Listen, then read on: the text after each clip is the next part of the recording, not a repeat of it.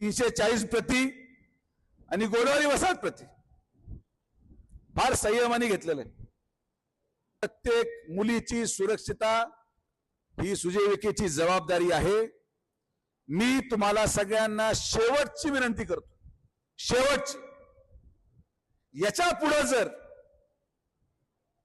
मी परत सांगतो, मराठीत ऐकून घ्या, याच्या पुढे जर कोणीही या सगळ्या भागांमध्ये मुलींची छेड काढताना सापडला, कोणीही या भागांमध्ये कुठल्याही प्रकारे मोठे गुन्हे किंवा कृत्य करायचं सापडलं तर स्वतः आतमध्ये जेसीबी घेऊन घर पाडून टाकायला शब्द पण सुजय विखेचा आहे। मी जे बोलतो ते तुम्हाला करतो, लक्षात घ्या।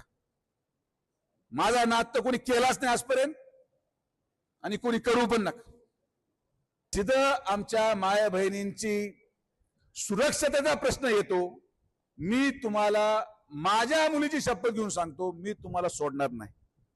राहता शहरात अल्पवयीन मुलीच्या विनयभंग प्रकरणामुळे संतापाची लाट उसळली असताना पीडितेला न्याय मिळवून देण्यासाठी कठोर कारवाईची भूमिका घेतलेल्या भाजप प्रदेश उपाध्यक्ष तथा माजी खासदार डॉक्टर सुजय विखे पाटील यांनी दिलेला शब्द अखेर पूर्ण झाला आहे। प्रशासनाने संबंधित आरोपीच्या अनधिकृत बांधकामावर बुलडोझर चालवत कारवाई केली आहे।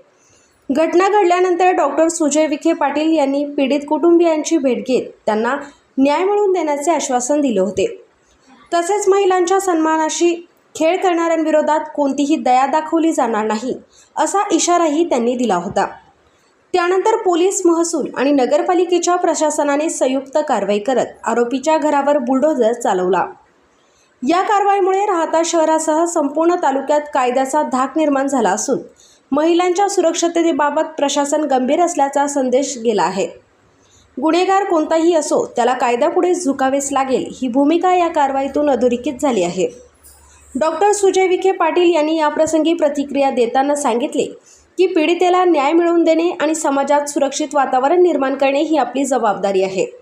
महिलांवर अत्याचार करणाऱ्यांना कोणतीही माफी नाही। कायद्याच्या चौकटीत राहून अशा प्रवृत्तींवर कठोर कारवाई व्हायलाच हवी। दरम्यान या कारवाईचे नागरिकांकडून स्वागत करण्यात येत असून पीडित कुटुंबियांनाही मोठा दिलासा मिळाला आहे। प्रतिनिधी जावेद सय्यद, माय न्यूज, राहता।